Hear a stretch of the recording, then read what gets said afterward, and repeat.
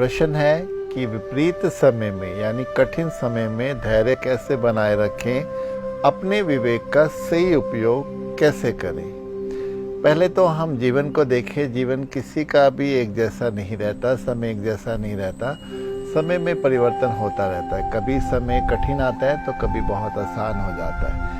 इसलिए अगर आसान समय, अच्छा समय निकल जाता है तो कठिन समय भी जीवन से निकल जाता है, ये हमें जानकर चलना होगा।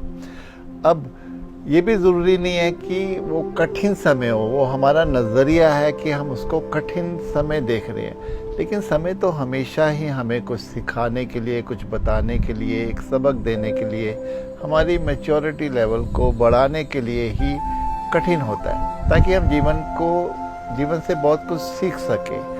अब अगर जब वो समय हमारा कठिन है तो उसमें जब हम घबरा जाते हैं कि हमें कठिन समय जीवन में नहीं चाहिए, हमें परेशानी दुख नहीं चाहिए, तब ना हमारे पास धैर्य होता है समय, ना ही हमारा विवेक काम करता है। हम एकदम व्याकुल हो जाते हैं, विचलित हो जाते हैं और फिर एक तरह से तनाव में आ जाते हैं। लेकिन यहाँ हमें अध्यात्म, ज्ञान ये सब लाना होगा कि कठिन समय कुछ भी नहीं होता है, ये हमें सिर्फ सिखाने के लिए है। तो फिर हम अपने आप ही धैर्य में हम शांत हो जाते हैं, हम धैर्य में चले जाते हैं, और जैसे ही धैर्य में होते हैं तो हमारा विवेक भी काम करने लग जाता है। हाँ, ये नहीं है कि कठिन समय तो हमें कुछ करना नहीं है, हमें अपना पूरा प्रयास करना है कि हम अपने उस समय से पार कर सके, कुछ ऊपर उठ सके।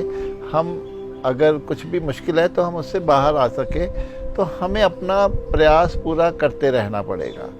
अब कठिन समय अगर आज से आ भी जाता है तो जीवन में थोड़ा ध्यान कर ले, पूजा पाठ कर ले, ईश्वर को साथ लेके चले, अपनी उस परिस्थिति को ईश्वर को समर्पित कर दे।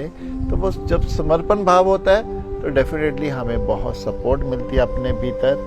हमें एक ऐसा लगता है कि कोई हमारा साथ दे रहा है, तो फिर यकीन मानिए ये कठिन समय भी एक समय पर आकर फिर कठिन नहीं लगता है।